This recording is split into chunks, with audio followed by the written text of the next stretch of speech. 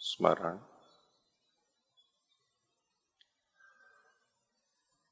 हे ज्ञानमय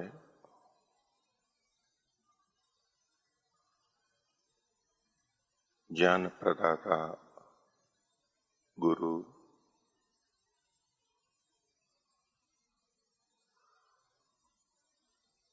गुरुओं के भी गुरु,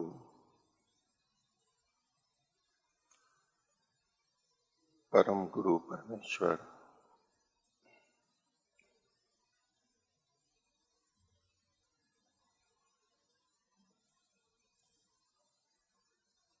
प्रणव ध्वनि।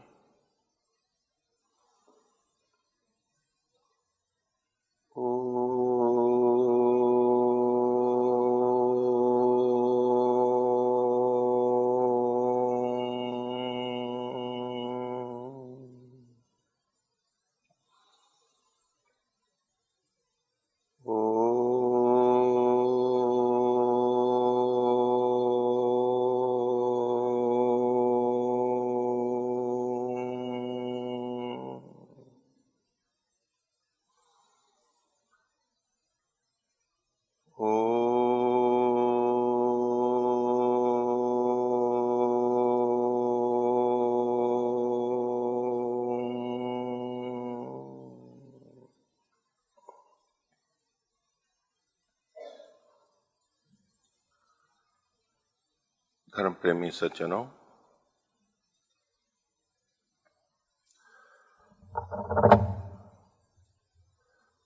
जीवन को ऊंचा उठाने के लिए ज्ञान के स्तर पर भौतिक रूप में, साधनों के रूप में, आध्यात्मिक रूप से अनेक प्रयास होते रहते हैं। समाज के लिए, राष्ट्र के लिए, मानवता के लिए। ऊपर वाला बंद कर दीजिए। और उन विभिन्न प्रयासों में गुरुकुल भी एक प्रयास है।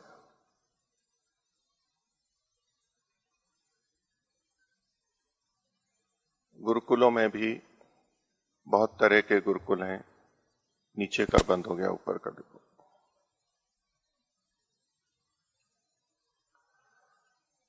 तो कल मैंने आपके सामने गुरुकुल को लेकर के कुछ बातें रखी थी कि गुरुकुलों की क्या दुरावस्था हो गई है,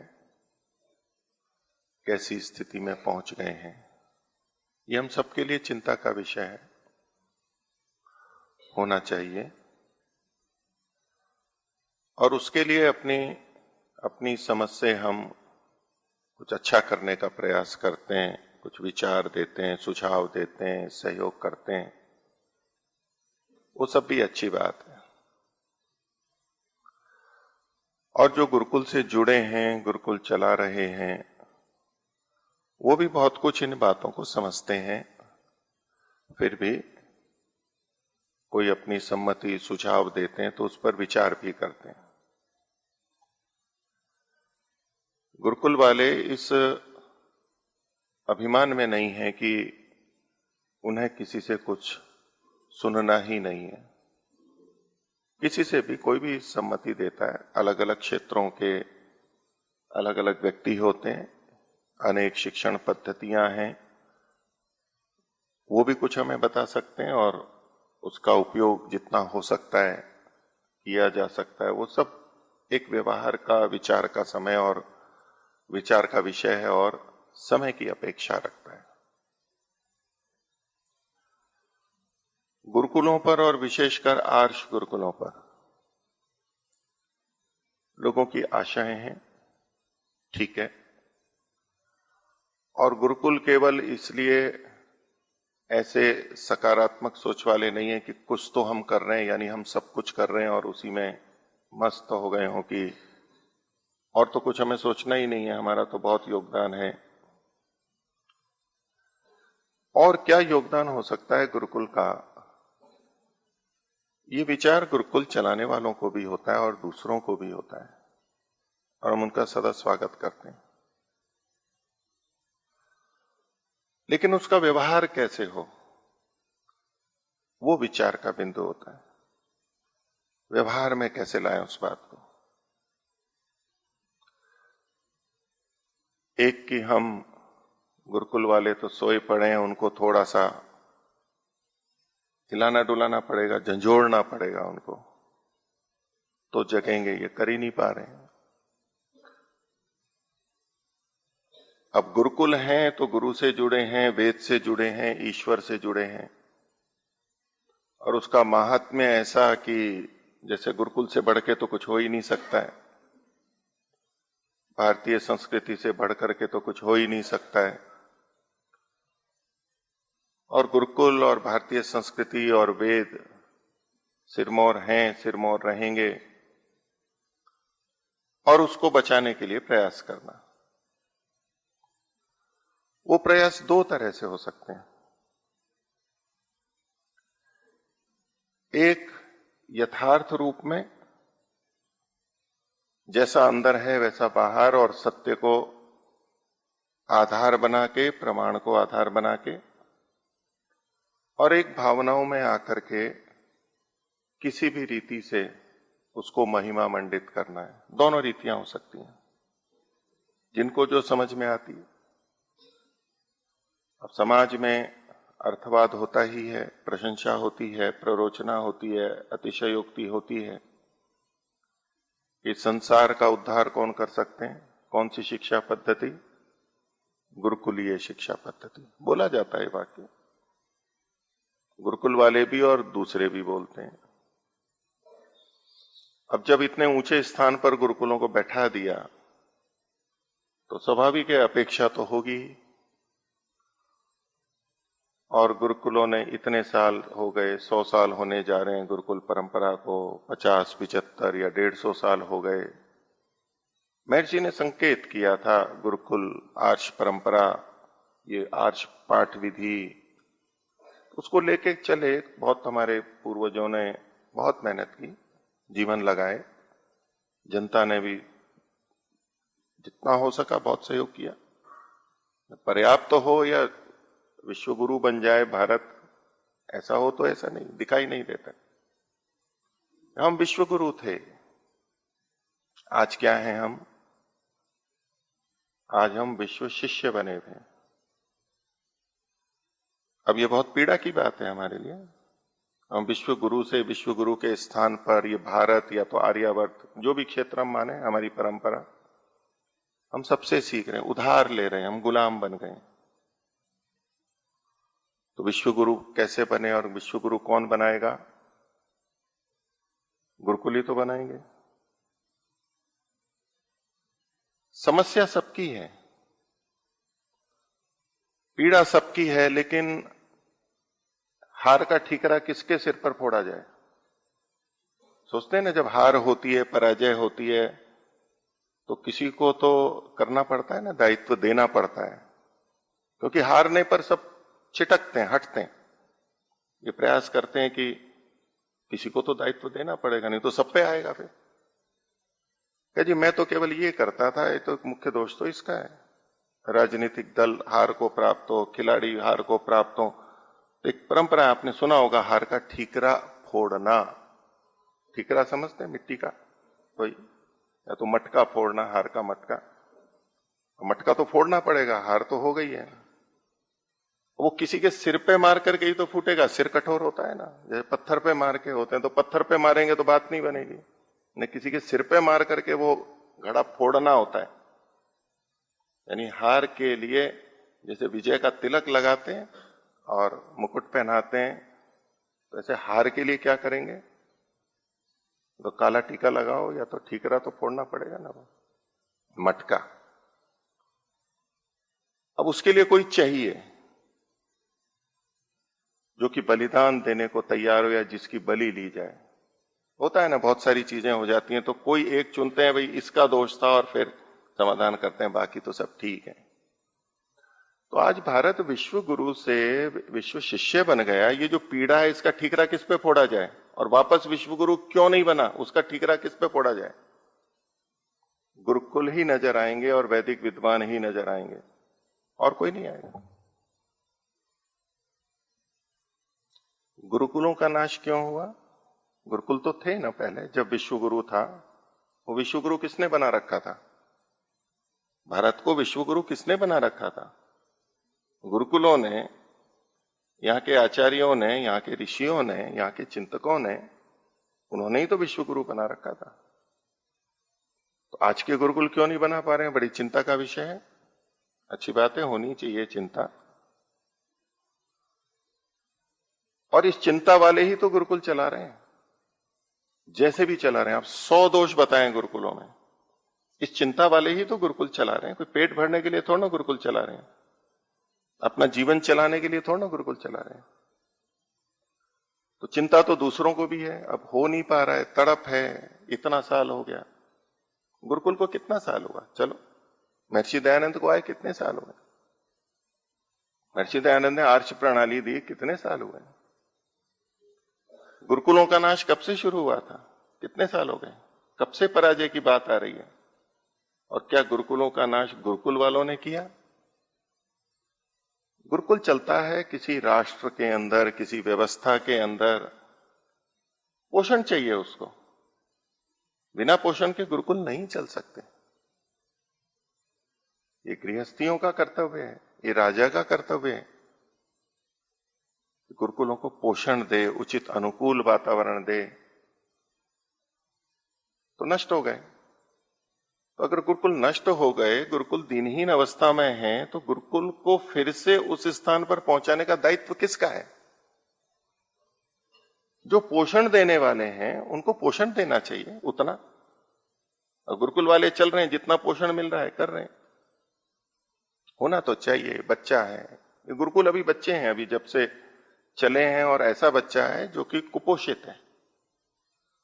तो कहें नहीं, इसको तो पहलवान बनना चाहिए, इसको तो विश्व में प्रथम स्थान दौड़ में, कबड्डी में, कुश्ती में प्राप्त करना चाहिए। बिल्कुल करना चाहिए।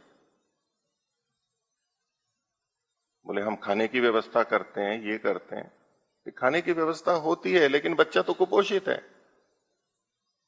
वो कैसे पहलवान बनेगा? उससे पहलवान की आशा क्यों कर रहे हैं? इतना विवेक समझ तो रखनी चाहिए कि जो समर्थ हो, हृष्ट पुष्ट हो, जिसको आपने अच्छे से किया हो, उससे अपेक्षा करें कि भाई विश्व में प्रथम स्थान प्राप्त करे, देश का, राष्ट्र का नाम करे, फिर से विश्व गुरु बनाए। तो गुरुकुलों ने तो गुरुकुलों का नाश नहीं किया है। प्राचीन गुरुकुलों की बात करूं, अभी तो चलो, अभी तो लोग कहते हैं कि ये गुरुकुल वाले ही गुरुकुलों का नाश कर रहे हैं, इनको समझ नहीं है गुरुकुल चलाने की। ठीक है, हो सकती है गलती, लेकिन जो प्राचीन गुरुकुल थे, जिनको हम आदर्श मानते हैं, जिस समय सब विद्याएं थी, ये हम प्रतिष्ठापित करना चाहते हैं, प्रसिद्धि देते हैं, उनका नाश क्यों हुआ? भारतीय परंपरा का नाश क्यों हुआ? महर्षि ने तो लिखा है। मान लो महाभारत काल से विनाश हुआ, विद्वानों का नाश हुआ, युद्ध को एक कारण माना गया, तो इसमें गुरुकुल कारण थे। गुरुकुलों ने अपना नाश किया है। गुरुकुल इस दुरावस्था पर क्यों पहुंचे? तो कैसी किससे अपेक्षा रखें, ये तो समझ होनी चाहिए, इतना विवेक तो होना चाहिए। फिर भी हम तो कुपोषित हैं, दुर्बल बच्चे हैं, आपकी इच्छा है कि हम पहलवान बने, विश्व विजेता बने, ठीक है, हमारी भी इच्छा है, तो उसके लिए कुछ पोषण होना चाहिए ना। कैसे? आप विश्व विजेता बनो, विश्व गुरु बनाओ, केवल गुरुकुलों का दायित्व है और कोई नहीं। तो गुरुकुलों की प्रशंसा या अन्य की हम पहले विश्व गुरु थे, हम महान थे, ये कहने का एक तात्पर्य भी होता है। उसका ये मतलब नहीं होता है कि जिसने ये कहा उससे कहें कि अब आप कहते थे तो बन के बताओ। भाई, जो समाज सोया पड़ा है, जिसमें वेदों की और भारतीय परंपरा की इच्छा तक नहीं है, वो प्रसुप्त है, उसको पता ही नहीं है, अपने गौरव का पता नहीं है, वो निराश हताश है, उसको उत्साहित करने के लिए, प्रेरित करने के लिए कुछ वाक्य होते हैं, ये अर्थवाद कहलाते हैं। एक शेर है जो भेड़ों के साथ में, शेर का शावक बच्चा, उसको बताया जाता है कि तुम शेर के बच्चे हो, और तभी तो पहचानेगा, उसके बाद ही तो वो आगे कुछ काम करेगा। उसके लिए कई बातें कही जाती हैं, और वो कहते कहते कितने साल हो गए, कितने साल हो गए गुरुकुलों की प्रशंसा करते हुए? 100 साल हो गए। गुरुकुलों का नाश कितने साल में हुआ था? कितने सालों में हुआ था? 100 साल में हुआ? कई सौ वर्ष या कई हजार वर्ष, सहस्राब्दियां, और आप भी उससे ज्यादा कह सकते हैं। और नाश जल्दी करना जल्दी होता है या तो निर्माण करना कठिन जल्दी होता है? एक सामान्य सिद्धांत है, एक समझ है, एक सामान्य व्यक्ति भी समझता है, विशेष विज्ञान को जानने वाले तो और अच्छे से समझ सकते हैं इस बात को। निर्माण में समय अधिक लगता है, विनाश में समय अधिक लगता है? गुरुकुल अभी बच्चे हैं, इतना ये 100 साल 150 साल कुछ भी नहीं है जितने साल में इसका विनाश हुआ है। और जितनी विपरीत स्थितियां आज हैं वो भी तो देखिए। गुरुकुलों के लिए प्रेरित करने वाले कितने माता पिता हैं, कितने बच्चे हैं, कहां हैं, कितने हैं? आप प्रतिशत देखिए ना। और उसमें गुरुकुलों में से वैज्ञानिक निकले। अच्छा, दुनिया में इतने वैज्ञानिक हैं, कितने वैज्ञानिक होंगे दुनिया में? हजारों, लाखों कह सकते हैं। और विद्यालय कितने हैं, बच्चे कितने पढ़ते हैं, उनमें से कितने प्रतिशत वैज्ञानिक बनते हैं? प्रतिशत बताओ, कितने प्रतिशत बनते हैं? 1 लाख में एक बनेगा? 1 करोड़ में एक बनेगा? गुरुकुलों की इतनी परंपरा में गुरुकुलों में कितने बच्चे आए अभी तक? अब भले 100-150 साल का हो, आप गिन लो ना कितने। एक साल में आप सैकड़ों की संख्या कह सकते हो, 1000 कह लो। 100 साल में कितने होंगे? आप 1 करोड़ कह लो। और वो भी किस स्थिति में, और वहां क्या पढ़ाया जाता है?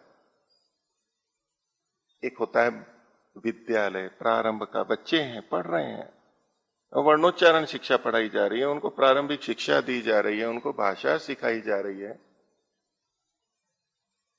उनको भी विज्ञान की अपेक्षा रखेंगे? वो विज्ञान निकले यहां से।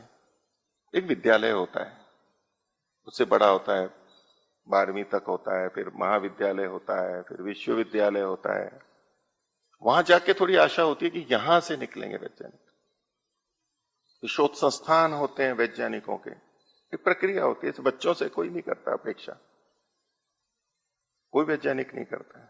वैज्ञानिक दृष्टि बुद्धि रखने वाला कभी भी ऐसे नहीं कहेगा, और न वो नकारेगा वैज्ञानिक बन करके कि ये सब विद्यालय खराब हैं जिनमें कि केवल अक्षर ज्ञान दिया जा रहा है, वैज्ञानिक तो पैदा ही नहीं किए जा रहे। वो अक्षर ज्ञान भी वैज्ञानिक बनने में सहायक होता है, कोई विरोधी नहीं है, वो विज्ञान का सहायक होता है। बाल्यावस्था में प्रारंभ में यही पढ़ाया जाता है, जिसका जो कार्य है। अब उनमें से जो आगे होते हैं वो निकलते हैं। तो पीड़ा तो सबकी है।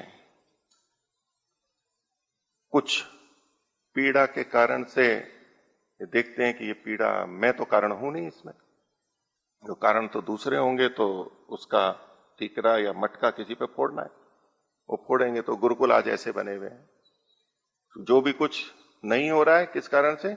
गुरुकुल खराब है, क्योंकि गुरुकुल जड़ है, प्रारंभ है। प्रारंभ ही खराब है, बीज ही खराब है, बीज को विकसित ही नहीं किया जा रहा है, तो आगे कहां वैदिक संस्कृति जाएगी? तो सबसे दोष किसका? उसका जो बीज को संभालता है, जो पौध लगाता है, सारा दोष तो उसी का ही है।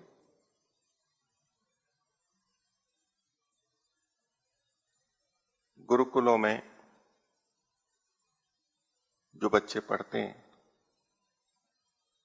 गुरुकुलों में जो पढ़ाते हैं, तो पोषण करें उनका। कैसे करें? तो गुरुकुल वैज्ञानिकों के तीर्थ बने, बिल्कुल स्वागत है। आइए आइए, देखें कौन वैज्ञानिक आते हैं गुरुकुलों में, कितने आते हैं। आइए, सम्मति देना, उसके साथ सहयोग भी होना चाहिए ना, कुछ आहुति भी तो डलनी चाहिए। वैज्ञानिकों को अगर दिक्कत है, विशेष रूप से वैदिक वैज्ञानिकों को, और वैज्ञानिक तो ये हमारे से गुरुकुलों से ऐसी आशा या अपेक्षा करेंगे, ये तो स्वप्न भी शायद हमारे में से किसी को नहीं आता होगा, या आता है। एक युग आएगा जब आधुनिक वैज्ञानिक भी गुरुकुल में आके शरण मांगेंगे कि हमको रख लो यहां पर, स्वर्णिम स्वप्न है ना, आशा है, होना चाहिए। सबके मुख पे प्रसन्नता है। आप में से कोई चाहता है कि ऐसा नहीं होना चाहिए? कोई चाहता है कि नहीं होना चाहिए? हो ना। किसको अपनी प्रसन्नता होगी, चाहे यहां या कहीं, बहुत प्रसन्नता होगी, सब चाहते हैं। पर वो तो आने वाले नहीं है। हाँ, कुछ जो वेद से जुड़े हैं, वैदिक वैज्ञानिक हैं, वो तो आ सकते हैं, आए, बताएं, प्रक्रिया होती है। तो बोले पोषण है, तो पोषण का भी प्रयास होता है। बोले केवल बातें नहीं करते हम पोषण भी करते हैं। तो बहुत लोग पोषण करते हैं। 2020 के व्हाट्सएप बोल रहा हूं मैं, वैज्ञानिकता से, वैज्ञानिक से प्रभावित ऋषि उनको कहने वाले ऐसे लोग थे, बहुत समय से आ रहे हैं। ग्रंथ आया कि आपने पढ़ा, वो ये नहीं पढ़ा, हमारे पास तो ग्रंथ भी नहीं था, फिर खरीदा। ये वेद का विज्ञान है, बिल्कुल। आनो भद्रा क्रतवो यंतु विश्वता, जो अच्छे हैं सब ओर से आए, बिल्कुल होना चाहिए, स्वागत है। बड़े बड़े ग्रंथ होते हैं, मूल्यवान भी होते हैं, खरीदे। हमें तो प्राप्त नहीं हुए, कुछ जगह बैठ गए होंगे, सुना है, हमने तो खरीदे, रखे थे। समय होना चाहिए उतना पढ़ने के लिए। फिर ये जो सम्मति देने वाले हैं, बोले 2000 घंटे शांत चित्त से आप इसको पढ़ेंगे तो समझ में आएगा। ठीक है, कोरोना का समय था, उस अतिरिक्त समय मिल रहा था, तो उस जब समय मिलता है तो अपनी इच्छाएं पूरी की जाती है ना। कुछ उनको भी पढ़ने का अवसर मिला, पढ़ा, सुना, बहुत कुछ। और ये सारा प्रसंग है, मैं और धीरे धीरे और बहुत सारे बताऊंगा। एक मैं व्हाट्सएप दे रहा हूं, मतलब केवल वो वाणी से नहीं है, क्रिया से, व्यवहार से भी। आर्ष गुरुकुलों के लिए सुनहरा अवसर, एक व्हाट्सएप आया, औरों के पास भी गया ही होगा। आदिमूल मानने वाले शिष्य हैं, बहुत चिंता है। उनको पूछते हैं कि जी आपने वो पढ़ा? हाँ जी, कुछ देखा, पूरा तो नहीं पढ़ पाए, सीधी सही बात है। और आगे बढ़े उसके लिए तो कुछ होना चाहिए, तब व्यक्ति पूरा ग्रंथ पढ़े। कितने पूछते हैं ये वैदिक विज्ञान को आपको समझ में आया, आप अपने गुरुकुलों में पढ़ाएं। तो गुरुकुल में व्यवहार के लिए भी बहुत प्रयास हुए, और उसके लिए सुनहरा अवसर भी हमारे को मिला, और हम उस सुनहरे अवसर का लाभ नहीं उठा पाए। वो सुनहरा अवसर क्या था, वो आपके सामने बताता हूं मैं। कहा कि जो ये करेगा उसका गुरुकुल का पूरा खर्च हम उठाएंगे। सुनहरा अवसर है ना। जो इस पुस्तक को पढ़ाएगा अपने यहां पर, वेद विज्ञान को, केवल संस्कृत और शब्द और इसी में रखे हो। पहले तो कई व्हाट्सएप ऐसे आए, ऐसे हैं, ये हैं, इसी में लगे हुए हैं, कुछ विज्ञान का है ही नहीं। गुरुकुल के बच्चे विज्ञान जानते ही नहीं है, वैदिक विज्ञान जानते ही नहीं है। भाई ठीक है, हम जितना जानते हैं करते हैं। विज्ञान का मतलब क्या होता है? केवल कारण कार्य संबंध की आलोचना कर देना है तो दर्शन से कारण कार्य संबंध है, और ये क्या विज्ञान है? कारण कार्य संबंध भी विज्ञान है, और समझ होनी चाहिए कि ये विज्ञान है या नहीं है। सारा खर्चा गुरुकुलों का उठा लेंगे तो बड़ा स्वर्णिम अवसर है। गुरुकुल वाले लपकेंगे या नहीं लपकेंगे? लपकेंगे सुनहरे अवसर को। गुरुकुल वालों के मुंह में लार आएगी या नहीं आएगी? जो अपने जीवन के लिए संघर्ष कर रहा हो गुरुकुल, उसकी लार टपकेगी या नहीं टपकेगी? टपकेगी ना। बहुत बड़ा अवसर था। शर्त यह थी कि ये वैदिक विज्ञान गुरुकुलों में पढ़ाया जाए। उसके लिए प्रयास हुए, हमने पढ़ा, ठीक है, हमने जितना जाना।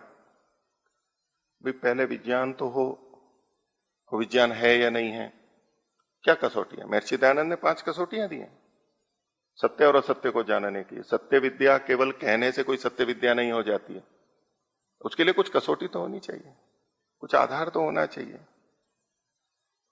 तो आधुनिक दृष्टि से कोई आधार हो, भाई गणित के आधार पर तो नहीं, वो तो दूसरों का काम है, गणित से सिद्ध करेंगे, मुझे तो गणित आती नहीं है। अब आधुनिक विज्ञान तो बिना गणित के चलता नहीं है। और फिर विज्ञान पढ़े लिखे या समझदार लोगों के मन में कि कुछ भी कहो, जो वेद पे भी कहते हैं, या वेद के लिए कहते हो तो प्रयोगशाला में बताओ कुछ करके। वे कहते हैं प्रयोगशाला में भी हर चीज प्रयोगशाला में थोड़ा ना बताते हैं सब वैज्ञानिक, तो सिद्धांत देते हैं, थ्योरी देते हैं, फिर प्रयोग होते हैं, वर्षों तक होते हैं, विज्ञान में भी होता है, ठीक है वो भी होता है। तो सिद्धांत और परिकल्पना दो अलग अलग बातें होती हैं,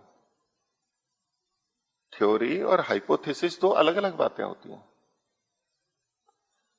हाइपोथेसिस वैज्ञानिक बनने की एक प्रक्रिया है जिसमें वो एक योजना बनाते हैं कि ऐसा ऐसा हो सकता है, किसी आधार पे, संभावना चिंतन के आधार पे एक परिकल्पना रखते हैं जिस विषय में भी निर्णय नहीं हुआ है।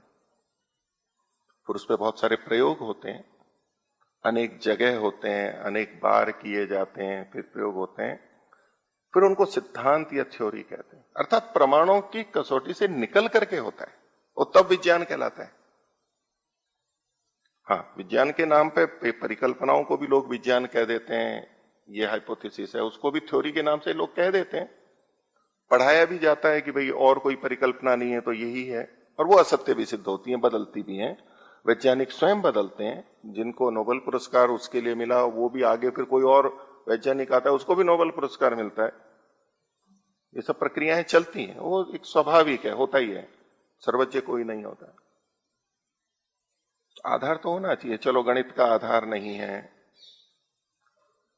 चलो प्रयोगशाला का आधार नहीं है, युक्ति तर्क का आधार, अथवा हम तो शब्द प्रमाण को मानते हैं वो भी आधार हो सकता है। तो आधुनिक वैज्ञानिक तो शब्द प्रमाण को नहीं मानेंगे, ना वेद को मानेंगे, ना आर्ष ग्रंथों को मानेंगे, लेकिन हम तो मानते हैं।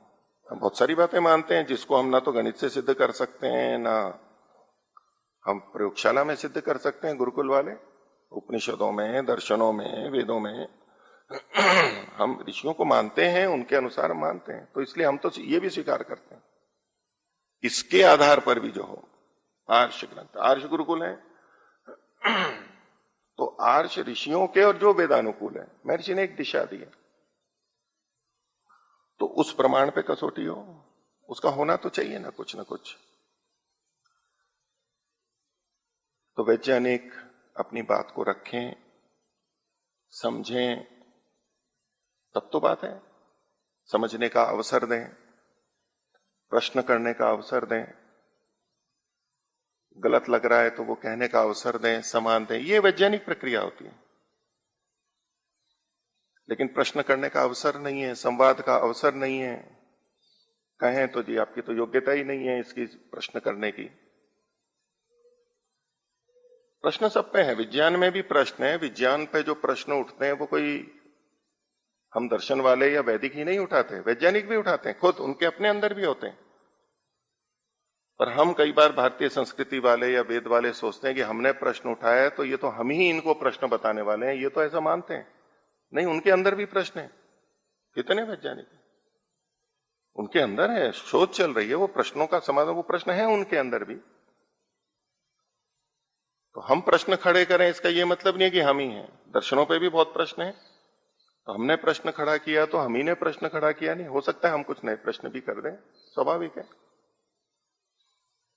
अब गुरुकुलों ने कुछ नहीं किया, ये तो हम बचपन से सुनते आ रहे हैं। वेद के लिए करने के लिए गुरुकुल में माता पिता भेज देते हैं, गुरुकुल में जाकर के, तो हम तो बचपन में भी सुना है। विद्यार्थियों में, हमारे वरिष्ठ विद्यार्थियों से, औरों से, व्यंग करने वाले हमने तभी से सुन रखे हैं। भैया वेद में ये कहते हो सत्य विद्या सब सत्य विद्याओं का पुस्तक है, तो आज तक सुई तो बना ही नहीं है। ये तो हम बचपन से सुनते हैं जब ऐसे छोटे छोटे बच्चे थे। ये कोई अब कह करके कोई नया प्रश्न नहीं खड़ा किया जा रहा है। कोई घड़ी बनाई है, कोई यंत्र बनाया आपने वेद से, अब वेद का गीत गाते रहते हो। वेद प्ररोचना है, अर्थवाद है। ये शेर थोड़ा सा समझे कि मैं शेर हूं, उसके लिए ये उसे प्रयत्न करेगा। दशकों लगते हैं, सैकड़ों वर्ष लगते हैं, तब जाके उसमें भी हो जाए तो है। तो ये कोई नई बातें नहीं है कि आज, लेकिन एक बन गया है, प्रवाह बन गया है, फैशन बन गया है, जो वेद को मानने वाला या बाहर वाला भी आके जो ये कहेगा कि भाई वेद से आज तक आपने क्या कोई साइकिल या कोई ऐसा कुछ बनाया है क्या, कोई कटोरा भी बनाया है वेद के अनुसार, तो हम तो कहेंगे नहीं। अब वो कहां खड़ा हुआ है, किस पाले में? वैज्ञानिकों के पाले में खड़ा हुआ है। और किया किसने नहीं है? हमने नहीं किया है। वो अपने को अलग कर, प्रश्न करके उस समूह से अलग हो गए अपने से।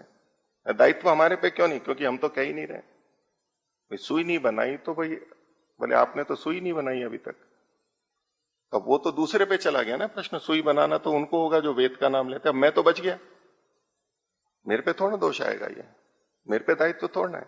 ये हम सबका दायित्व है, ये प्रश्न हम सब पे है। तो आर्ष ग्रंथों के आधार पर भी, तो ये केवल सुझाव नहीं है, ये व्यवहार में भी आया था, आदिमूल वहीं से है। फिर ये ऋषि भी बोलते थे, तो गुरुकुलों की निंदा प्रारंभ हो गई नाम ले लेकर के भी, ये गुरुकुल ऐसा, ये ऐसा। मैं आपको व्हाट्सएप पढ़ा सकता हूं इसमें। सुनहरा अवसर था कि पूरा ले लो, फिर सूचना आई कि 2 गुरुकुल सहमत हो गए हैं, 3 हो गए हैं, 10 हो गए हैं, या ऐसे कुछ 12 हो गए हैं। सफलता मिल रही थी। अब हम तो गुरुकुल वाले हैं, तो हमने तो हाँ नहीं की, ये अवसर से चूक गए हम, हमारे कोई सुनहरा ही नहीं लगा। अब कहते हैं कि धन से या तो जन से दबाव डालते हैं। ये गुरुकुलों पे क्या प्रभाव था? एक पुरस्कार भी आया था, जो वेद से या इन ब्राह्मण ग्रंथों से विज्ञान खोज देगा उसको 50 लाख दिया जाएगा। अब सूचना निकाल देते हैं, फिर देखते हैं कि उनको अब तक पहुंची है ना पहुंची, तो फोन कर करके पूछते हैं या पूछवाते हैं। ये प्रयोजन नहीं है कि ये कोई बने दिखाने के लिए कि भाई ये तो कर नहीं पा रहे। मैं कहा भाई हम तो नहीं कर सकते, जो कर रहे हैं उनको आप बात कर लीजिए, हम तो समर्थ नहीं है ऐसे, जो आप जैसी अपेक्षा आप रखते हो। तो नहीं, 50 लाख का पुरस्कार है, वो मैं देना चाहता हूं किसी को, गुरुकुलों को चुनौती। तो मैंने कहा कि जो अभी कर चुके हैं खोज, आप उन्हीं को दे दीजिए ना 50 लाख, हमें तो उसी में प्रसन्नता होगी। वो भी काफी परेशान है कि मेरे को सहयोग नहीं मिल रहा है। आप दूसरे वैज्ञानिक को खोज रहे हो कि कोई वैज्ञानिक बने, 50 लाख दे, आप उन्हीं को दे दीजिए ना। वो एक आपको दिखाई नहीं दे रहा है, जबकि उनको ऋषि मानते हैं, ऋषि शब्द बोलते हैं। और इतना ऋषि हो गए, इतना बार बार बोलना, गुरुकुलों का खंडन। फिर लोगों ने भी कहा, मैंने भी कहा प्रधान जी को, मैंने कहा जी कि ठीक है जो करते हैं, लेकिन गुरुकुलों का क्या है कि ये ऐसा, ऐसा मैं आपको वाक्य बताऊंगा, देखो कैसे कैसे वाक्य लिखते हैं। तो फिर हम कुछ बोलेंगे, अच्छा नहीं लगेगा, लोग सोचेंगे कि आपस में विरोध है, आपस में झगड़ रहे हैं। मैं सार्वदेशिक के प्रधान जी के पास गया, उनको भेजा कि देखिए ये हो रहा है, आप संस्थाओं को, जो जितना संस्था काम कर रही है, जितने लगे हैं, आप उनको ऐसे निंदित मत कीजिए। जितना कर रहे हैं उनका है, जो बने हैं वो भी इन गुरुकुलों में कुछ प्राप्त करके बने, ठीक है, जैसे भी हैं हम। ये आपत्ति काल है, आप उनको नष्ट मत कीजिए, उनकी जड़ों में मट्ठा मत डालिए, उनकी जड़ें मत काटिए, कटवाइए। तो फिर आया, पत्र भी आया, फिर वो जो ऋषि भक्त थे उनके लिए भी आया कि आगे से ऐसा मत कीजिए, सार्वजनिक पत्र आया। अब वो तो ऋषि भक्त थे, अब ऋषि तो कोई किसी को भी कह देता है, भगवान भी कह देते हैं, चाहे स्वयं कह दो या दूसरे कह दो, तो ऋषि कहना तो कोई बड़ी बात नहीं है। तो वो सुनहरा अवसर था, सूचना भी आई। अब कितने गुरुकुलों में है मेरे को नहीं पता है, क्यों नहीं है। यदि वैदिक विज्ञान है और हम गुरुकुलों को वैज्ञानिकों का तीर्थ, यानी इस भाव में यहां वैज्ञानिक बने, इस भाव को भी ले लें, तो चीज आनी तो चाहिए। न गणित का प्रमाण है, न कोई व्यवहार का प्रयोग है, वैज्ञानिक नहीं है, कोई बात नहीं, हम उसके आग्रह नहीं रखते दूसरे हैं, लेकिन शास्त्र का तो होना चाहिए, कुछ तो होना चाहिए। और शास्त्र का हो तो शास्त्र का अर्थ कैसे होता है वो भी तो देखेंगे, ऋषि लोग कैसे करते हैं, क्या है वो, हुआ है या नहीं हुआ है, ये तो देखना ही, प्रश्न तो करना ही पड़ेगा। लेकिन प्रश्न करने का मतलब अगर ये समझा जाए कि ये वैदिक विज्ञान के विरोधी है, नहीं, हम भी अंतःस्थल से चाहते हैं कि वेद का विज्ञान हो, और हमारे में से अपने हैं सब, और नोबेल पुरस्कार एक नहीं 10 मिले, 100 मिले, इतने बड़े काम है, हमें प्रसन्नता होगी। वेद का कुछ होता है तो प्रसन्नता ही होगी। लेकिन प्रश्न पूछने को भी अगर ये समझा जाए, भी हम समझे तो सही। अब क्या है कि आप है ऐसा कैसा पढ़ाओ, भी समझे तो सही, पढ़ाएगा कौन, कैसे पढ़ाएगा? अध्यापन की परंपरा भी तो देखिए, अध्यापक कोई पढ़ा रहा है तो विद्यार्थी प्रश्न नहीं पूछेगा, और पढ़ाने वाले को जाने से पहले विचार नहीं करना पड़ेगा कि भाई ये प्रश्न उठ रहा है मेरे मन में, विद्यार्थी के भी आ सकता है, तो मैं क्या उत्तर दूंगा इसका? नहीं पूछेगा। एक शिक्षक भी अगर पढ़ाने जाता है तो उसके लिए, शिक्षक के लिए अलग पुस्तकें होती हैं, ये प्रश्न आते हैं इनका, आपको ये समाधान करना है, बताया जाता है। शिक्षक को पहले आप बनाओ तो सही, शिक्षकों को तो बनाओ, हम तो तैयार हैं, आओ अभी भी आ जाओ, सारी व्यवस्था हो जाएगी आपकी, जो खाना पीना रहना है, लेकिन आके बात तो करो। नहीं हो पाता है, कैसे करें? और विज्ञान तो खैर सब है, सब सत्य विद्या, उसमें भौतिक विज्ञान अवश्य है, भौतिक नहीं रासायनिक विज्ञान भी है, जीव विज्ञान भी है, सभी है, हम तो मानते हैं, हम उसको विज्ञान है कि अध्यात्म विद्या ही सत्य विद्या, ऐसा तो हम कहते ही नहीं है। लोग कहते होंगे, कुछ लोग बोल देते हैं, हम नहीं कहते ऐसा। भौतिक विज्ञान भी हम समझते हैं महर्षि दयानंद को, वेदों के ऋषियों के तात्पर्य को। और गुरुकुलों पे फिर ये आ जाता है कि महर्षि दयानंद के ग्रंथों को ही पढ़ाते हैं, ऐसा तो नहीं है गुरुकुलों में। हो सकता है कहीं कोई प्रारंभिक लोगों को केवल महर्षि के ग्रंथ ही पढ़ाते हो, अन्य ऋषियों के ग्रंथ भी पढ़ाते हैं। तो ये आरोप लगाना कि भाई महर्षि दयानंद के ग्रंथों तक ही अटके हुए हैं, अन्य ऋषियों के नहीं, और मैं तो अन्य ऋषियों का कर रहा हूं इसलिए मैं आगे कर रहा हूं, और ये दकियान उसी कट्टरपंथी बने हुए हैं। और उदाहरण कुरान वालों का दे दें कि कुरान वाले केवल कुरान को, जो कुरान में लिखा है वह ठीक है, बाकी सब गलत है, और जो जो कुरान से विपरीत है वो सब गलत है, सब ग्रंथों को नष्ट करो, बंद करो, बस कुरान ही है।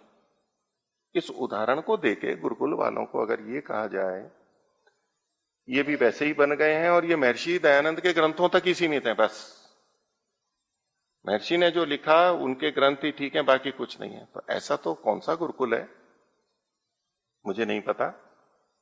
अन्य ऋषियों के ग्रंथ भी पढ़ाए जाते हैं, हाँ, महर्षि दयानंद के आलोक में पढ़ाए जाते हैं। महर्षि दयानंद ने एक दृष्टि हमें प्रदान की है। तो गुरुकुलों पर यह आरोप लगा करके गुरुकुलों को निंदित करना, उनको और क्षीण करना, कुपोषित है, क्षीण है, उनको और क्षीण का प्रयास करना, और पुष्ट करने के लिए आप कोई चीज लाए हैं, अच्छी बात है, तो खाने से पहले व्यक्ति देखेगा नहीं कि ये ठीक है या नहीं है, खानी चाहिए या नहीं खानी चाहिए। इतना विचार का अधिकार नहीं है क्या खाने वाले को? ठीक है, भावना अच्छी है, लेकिन उस भावना के साथ जो दिया जा रहा है पोषण वो है या नहीं? अब गुरुकुलों के लिए सुनहरा अवसर था, कितने गुरुकुल तैयार भी हो गए। अब कोई सूचना नहीं आ रही है कि कोई गुरुकुल तैयार हो गया है या हो गया, नहीं तो होती तो शायद आ जाती, मेरी जानकारी में तो नहीं है। भाई क्या हुआ? क्योंकि गुरुकुल वाले भी बेचारे कई ऐसे होते हैं जो सोचते हैं कि चलो कुछ पढ़ा देंगे, इनका नाम हमारा, कम से कम हमारा खर्चा तो मिल जाएगा। पूरा खर्चा देने का था, खर्चा तो मिल जाएगा, हम चला लेंगे, कुछ कुछ थोड़े से बच्चे हैं और हैं, पढ़ा लेंगे, हमारा गुरुकुल चल जाएगा, ठीक है, उनकी पुष्टि कर देंगे। क्या हुआ उसका? क्यों नहीं हो पाया? ये विचार का बिंदु है ना। हम विश्व शिष्य बन गए, ये विचार का विषय, तो ये भी तो विचार का विषय है। ये जो सब गुरुकुलों का सारी आर्थिक सहयोग देने का था, तो क्या हुआ उसका? क्यों नहीं स्वीकार हो पाया? किस गुरुकुल में हो रहा है ये? तो बहुत बड़ा सुनहरा अवसर था, वो सुनहरा अवसर क्यों नहीं लिया गया? जू का तो नहीं होता। और सत्य ज्ञान भौतिक भी होता है तो आध्यात्मिक भी होता है, तो मन का भी होता है, विचार का भी होता है, मानवता का भी होता है। बहुत सारे सब्जी बेचने वाले हैं, हर सब्जी वाला अपना कहेगा ना कि मेरी सब्जी बहुत अच्छी है, लेने वाला किसकी लेगा? किसकी लेगा? परीक्षण करेगा, उसको कोई अधिकार है या नहीं है? बोले नहीं, मैंने कहा है कि ये अच्छी है। और अगर एक ठेले वाले को छोड़ करके कोई दूसरे ठेले वाले के पास चला जाए किसी दिन, उसको लगा भाई यहां अच्छी है, वहां चला गया, और पहले ठेले वाला कहे कि ये व्यक्ति तो मेरे से द्वेष करता है, ये मेरा विरोधी है, ये मेरा शत्रु है, और न केवल मन में सोचे, बोले भी, तो दूसरा क्या कहेगा? वो तो लेने आया था, उसको कभी यहां इस ठेले पे सब्जी अच्छी मिल जाती है तो यहां ले लेता है, ठीक है, जैसी समझ है, भूल भी होती होगी, कभी यहां से ले लेगा, कभी यहां से ले लेगा, फिर वो कहेगा कि नहीं, मेरे पास से नहीं ली, मैंने तो कहा था कि नहीं, ये मेरे ऑर्गेनिक है, मेरा ये है, क्योंकि बहुत सारे अच्छे शब्द होते हैं, उसके नाम पे बहुत कुछ होता है। शब्द हैं जो हमारी भावनाओं से जुड़ते हैं, हृदय से जुड़ते हैं, और उसके नाम पे, अब स्वदेशी कहने से सब स्वदेशी हो जाता है ये तो नहीं है, स्वदेशी के नाम से और कुछ भी तो होता है। राष्ट्र कहने से हर राष्ट्रवाद थोड़ा ना हो जाता है, राष्ट्र के नाम से और क्या क्या होता है। वेद कहने से सब कुछ वेद थोड़ा ना हो जाता है, वेद के नाम से क्या क्या होता है। गाय कहने से सब थोड़ा ना हो जाता है, गाय के नाम से क्या क्या होता है। ये भी तो पता है ना लोगों को, क्या नहीं मेरी ऑर्गेनिक है, ये है। अब कोई पूछ ले कि अच्छा जी आपका ऑर्गेनिक है, आपका है, तो कहाँ है आपका खेत? बोले प्रश्न क्यों कर दिया, इसको मेरे पे विश्वास नहीं है, ये मेरी चीज लेना नहीं चाहता है। अब भाई सामान्य जनता तो ले लेती है, विश्वास भी कर लेती है, कई बार पता ही नहीं होता है, ऑर्गेनिक के नाम से हम अधिक मूल्य भी दे देते हैं, ऑर्गेनिक है भी या नहीं है, क्या प्रमाण है? तो किसी को पूछने का अधिकार नहीं है। अब जैसा होता है, अब कहें कि देसी गाय का घी या गाय का देसी घी, अब शब्द तो वही है ना दोनों जगह। देसी गाय का घी कहें या गाय का देसी घी कहें, दोनों एक ही हैं या अलग अलग हैं? अंतर है, शब्द तो वही है। और चित्र क्या बना हुआ रहता है कौन सी गाय का, तो क्या अर्थ लेगा व्यक्ति? अर्थ क्या लेगा व्यक्ति? देसी गाय का। नहीं, देसी गाय का तो हमने नहीं लिखा था, यहां क्या लिखा है? गाय का देसी घी लिखा है हमने। तो किसके नाम से क्या होता है और व्यक्ति कैसे क्या सीखता है, ये तो देखने की बात है ना, कैसा प्रभाव जाता है लोगों पे। ये अपनी अपनी चीजें करने के लिए क्या करते हैं, अपने को अनुकूल बनाने के लिए, ये तो देखने की बात है। तो अगर कोई प्रश्न कर ले कि जी ये गाय का चित्र है, ये तो देसी गाय का है, तो ये गाय का देसी घी मैं ठीक समझ रहा हूं क्या कि ये देसी गाय का घी है, ऐसा अगर कोई प्रश्न पूछ ले तो वो विरोधी हो गया, वो द्वेषी हो गया। सब्जी वाला कहे कि मैंने उस पुस्तक से वैज्ञानिक से लिख के और ये सब्जी बनाई है, बनाई मतलब उत्पन्न की है, और ऑर्गेनिक कह रहा है कि एक बार मेरे पास एक वैज्ञानिक आया था, उसने देखा था कि आपकी सब्जी है, आप ऑर्गेनिक कह रहे थे, तो मेरे पास वो वैज्ञानिक आया था मेरी सब्जी देखने के लिए कि ऑर्गेनिक है, क्योंकि वैज्ञानिक के मन में तो ऑर्गेनिक है, सत्य की भी कोई अच्छी चीज मिले। आया था, उसने सब्जी देखी थी, लेके भी गया था। भैया हमारे को वो बताओ वैज्ञानिक जो आपकी सब्जी लेके गया और खाया और अब एक लिख रहा हो कि हाँ ये वैज्ञानिक, ये ऑर्गेनिक है। केवल इतने से नहीं होता है, उसको प्रमाणित करना होता है। हम तो शब्द प्रमाण को, शब्द प्रमाण से प्रमाणित करो। तो गुरुकुल वैज्ञानिकों के तीर्थ बने बने, हम भी चाहते हैं, तो उसके लिए वैज्ञानिकों को पोषण भी तो देना पड़ेगा। वैज्ञानिकों को पहले शिक्षक बनाने पड़ते हैं। एक परंपरा होती है, एक मुख्य खोज करता होता है, वो अन्य शिक्षकों को बताता है, फिर वो शिक्षकों को सिखाने वाले शिक्षक बनते हैं, वो फिर औरों को सिखाते हैं, शिक्षक प्रशिक्षक होता है, परंपरा होती है, तब शिष्यों तक पहुंचता है। उस प्रक्रिया से तो गुजरना पड़ेगा। जो सब्जी वाला ये कहे कि ये तो मेरी सब्जी ही नहीं ले रहे हैं, तो द्वेषी, और घर जाकर के रोए कि ना तो अनपढ़ मेरी सब्जी ले रहे हैं और न पढ़े लिखे मेरी सब्जी ले रहे हैं। गुरुकुल वाले तो अनपढ़ हैं और आधुनिक वैज्ञानिक पढ़े लिखे, तो कोई भी नहीं ले रहा, कोई भी समझ में नहीं आ रही, और रोने लगे तो कोई रोने पे भी दया कर देते हैं, कई जने मान भी लेते हैं। नया नया सब्जी बेचने वाला है, समझ नहीं है कि कैसे। भाई ये कोई दुख की बात नहीं है, हमारी सब्जी ले, दूसरे की ले, हमारे में है तो ठीक है। कोई पूछेगा, एक सच्चा जो होता है वो क्या करेगा, देखिए आपके मन में प्रश्न है कि जी आपका घी ठीक है नहीं, बोले हाँ आप देखो ना, सुन को लो, इसको मैं आपको दे रहा हूं, आप ले जाओ, 100 ग्राम ले जाओ, 50 ग्राम ले जाओ, आप यहां लगा के देखो, मैं इसका कोई पैसा नहीं लूंगा। प्रसन्न होता है कि दूसरा कोई पूछ रहा है तो वो प्रसन्न होता है कि उसको अपना अभिप्राय बताने का अवसर मिलता है। ये होती है वैज्ञानिकता। अब गुरुकुल को ऐसा अवैज्ञानिक तो हम नहीं बना सकते कि कोई प्रमाण नहीं है और हम स्वीकार कर लें। अभी जितने प्रमाणिक हैं गुरुकुल, अब जितने प्रमाणों पे चलते हैं वो भी कहीं चल जाए, फिर अगली पीढ़ी आके कहेगी ये क्या हो गया गुरुकुलों का। वैज्ञानिकता के नाम से तो गुरुकुलों की स्थिति काफी कुछ हो ही गई है, कई चरण आए उसमें। अब एक और वैज्ञानिकता के कारण गुरुकुलों की क्या स्थिति बनेगी, तो गुरुकुलों के लिए सोचना तो पड़ेगा ना कि ये वैज्ञानिक है या नहीं है। स्वागत है वैज्ञानिकों का, आए, मिलें, हम जा सकते हैं, बात तो करें। और बताऊंगा मैं क्या क्या पीछे बातें हुई हैं, बात भी की है, समझाने का प्रयास करें। क्या कि ना तो आधुनिक विज्ञान वाले समझ पा रहे हैं, ना तो ये पुराने समझ पा रहे हैं, कोई नहीं समझ पा रहा है।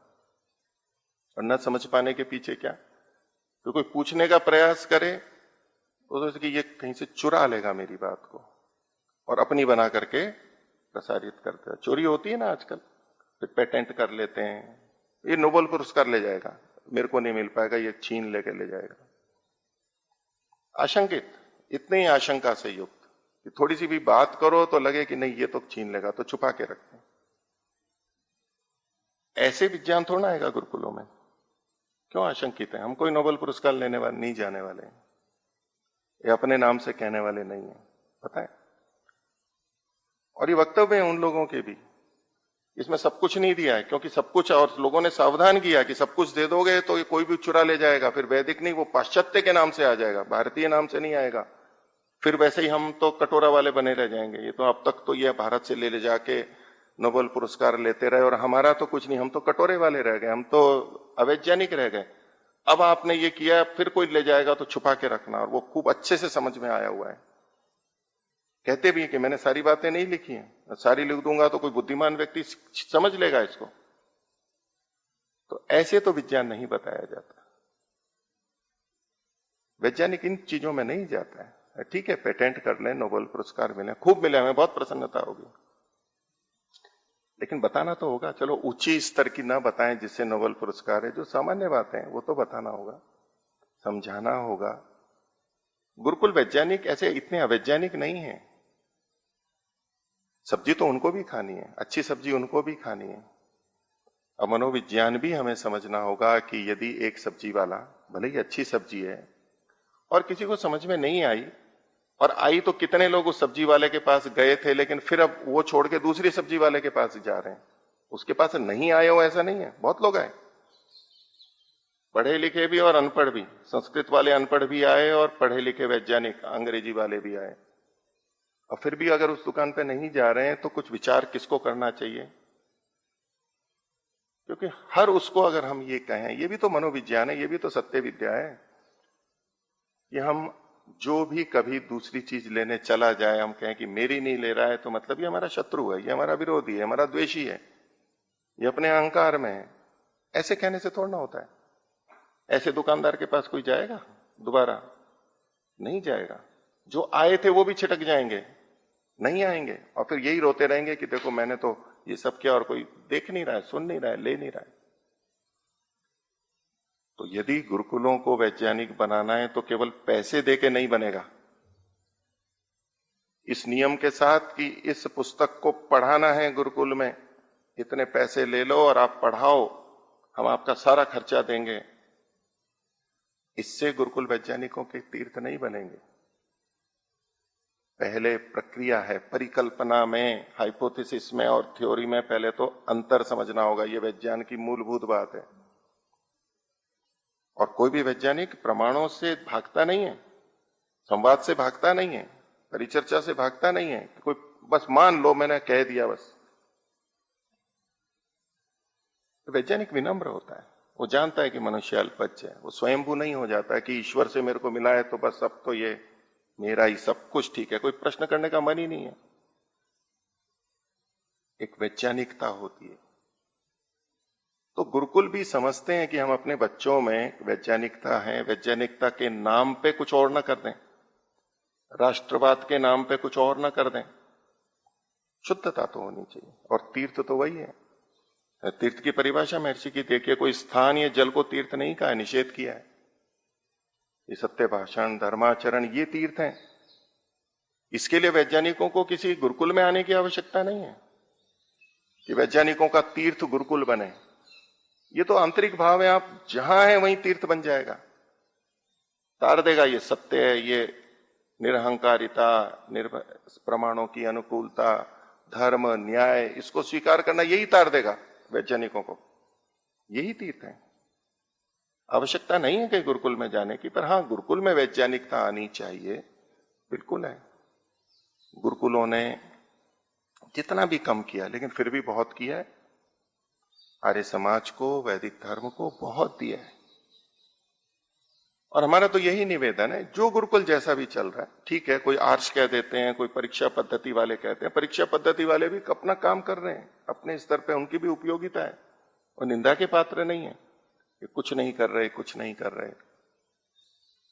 गुरुकुलों को एक कुपोषित बच्चे की तरह देखें ना, वो बड़ा भी नहीं है, अभी बच्चे हैं, उसके प्रति दया का भाव रखें। और उस कुपोषित बच्चे के प्रति जो दया का भाव रखते हैं, उनकी दया को, उनकी कृपा को नष्ट करने का प्रयास ना करें। ये देखो, आपने खाने को दिया, 2 रोटी दी, और ये तो 100 दंड तो लगा ही नहीं रहा है। 2 रोटी में क्या 100 दंड लगाएगा व्यक्ति? क्या पहलवान बनेगा वो बेचारा अभी तो कुपोषित है, स्थिति ही नहीं है। तो जो गुरुकुलों को पोषित करते हैं, उस कुपोषित बच्चे को, जिनके मन में थोड़ी दया है, उनकी दया को नष्ट करना, उसका प्रयास करना, गुरुकुल को नष्ट करना है। दया का भाव रखें गुरुकुल के प्रति, कृपा का भाव रखें गुरुकुल के प्रति। और ये भी याद रखें कि हम भी कभी गुरुकुल में पढ़े थे, जितना भी पढ़े, गुरुकुल ने आपको कुछ नहीं दिया, ठीक है, बहुत कुछ स्वयं भी कर लिया। जो कोई व्यक्ति, बच्चा अपने माता पिता से पोषण प्राप्त करके बढ़ता है, माता पिता तो अनपढ़ हैं, लेकिन माता पिता ने किया, तो वो ये नहीं कहता कि मेरे माता पिता ने कुछ नहीं किया, ये तो अनपढ़ थे। माता पिता ने जितना किया उतना किया, वो होती है कृतज्ञता। और कृतज्ञता सबसे बड़ा दोष है, महादोष है। ठीक है, बच्चा पढ़ लिख गया, बड़ा बन गया, अच्छी बात है, माता पिता भी तो यही चाहते थे, तो इससे वो माता पिता बुरे नहीं हो जाते। ठीक है, दोष है माता पिता में, नहीं कर सकते, नहीं कर पाए, आप बन जाइए, आप ऐसे माता पिता बन जाइए। और जो गुरुकुल चलाते हैं वो प्रयास करते हैं कि हम जब गुरुकुलों में थे, जो स्थिति थी उससे ठीक बने, जिस स्तर पर भी कर पाते हैं उसका प्रयास करते हैं, और अच्छा है। कौन नहीं चाहेगा अपने बच्चों को और अच्छा, भी मेरे माता पिता ने मेरे को नहीं किया, मैं अपने बच्चों के लिए कुछ अच्छा कर दूं, जितना कर सकता हूं। पूरा तो नहीं कर पाएगा, जितना बन जाए उतना करते हैं। अब वो अगला बच्चा कहे कि नहीं आपने भी कुछ नहीं किया, नहीं भाई कुछ तो किया, भाई चलो अब आप अपने बच्चों के लिए और आगे कर लो। ये तो पीढ़ी दर पीढ़ी उन्नति की बात है। तो गुरुकुलों को, आर्य समाजी गुरुकुलों को विशेष कह रहा हूं, औरों की तो ठीक है, अपनी जो भी रहा है, उनको निरुपयोगी के रूप में कहना, प्रचारित करना, ये विचार का बिंदु है। उस पर विचार करना चाहिए कि हमें इनको कैसे संभालना है, कैसे हमको संभालना है, कैसे हो सकता है। प्रयास करता है व्यक्ति, जो सकारात्मक होता है वो प्रयास करता है, चलो ऐसे नहीं हो पाया, ऐसे। जैसे छोटा कुपोषित बच्चा हो तो माता पिता प्रयास करते हैं कि इसको किसी तरह से खिला दो, ये दवाई देनी है, चलो मीठी दो। बच्चों की दवाइयां मीठी बनती हैं, सारी सिरप बनते हैं, किसी भी तरह दो, मीठा दो। ये नहीं कहते कि मिठाई, इसको ये दवाई खा नहीं रहे तो थप्पड़ मारेंगे, दवाई नहीं खा रहा है, नहीं, ये तरीके नहीं होते बच्चों को, दुर्बलों को, कृषियों को बढ़ाने के। ठीक है, आपने कड़वी दवाई दी है, बच्चा नहीं ले रहा है, उसकी अपनी समस्या, और आप थप्पड़ मारेंगे उसको और खिला देंगे, कितना खाएगा वो? आगे से वो उसको भी खाना बंद कर देगा। ये रीति नहीं होती है, प्रीति से होता है काम। तो आज का विषय मैं इतना ही रखता हूं, और इस बिंदु पे और आगे विचार करेंगे। शांति पाठ। ओ द्यौः शान्तिरन्तरिक्षं शान्तिः पृथिवी शान्तिराप शान्तिरोषधयः शान्तिः वनस्पतयः शान्तिर्विश्वे देवाः शान्तिर्ब्रह्म शान्तिः सर्वं शान्तिः शान्तिरेव शान्तिः सामा शान्तिरेधि। ॐ शान्तिः शान्तिः शान्तिः। सर्वेभ्यो नमः। सभी को सादर नमस्ते। ओम।